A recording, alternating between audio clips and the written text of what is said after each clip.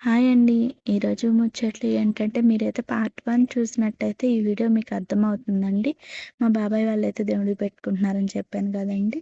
ఇప్పుడైతే మా బాబాయి, పిన్ని అయితే పీటల మీద కూర్చొని ఇలా గౌరీదేవిని అయితే ప్రతిష్ఠించారండి. ప్రతిష్ఠించిన తర్వాత వాటికైతే పసుపు, కుంకుమ, గంధముతో అయితే ఇలా గంధంతో పూజ చేపిచ్చిన తర్వాత అయితే పూజ చేపించే పూజారి గారైతే ఇప్పుడు పసుపుతో కూడా వీళ్ళ చేత అయితే పూజ అనేది జరిపిస్తున్నారు.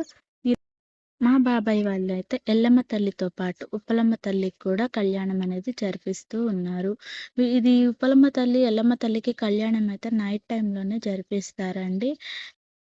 ఇలా కళ్యాణం జరిపించిన తర్వాత ఎల్లమ్మ తల్లికి ముందుగానైతే మనం గురుగులు అని చెప్పాను కదండీ! అవైతే రెడీ చేసుకొని ఉంటాం కదా! వాటిల్లో అయితే తలంబ్రాల బియ్యం అయితే పోస్తారండి. దాంట్లో పసుపు, కుంకుమ అన్నీ వేసి తలంబ్రాల బియ్యం అయితే పోసేసి వాటిని తీసుకుపోయి ఎల్లమ్మ తల్లి గుడిలో అయితే పెట్టేస్తారనమాట.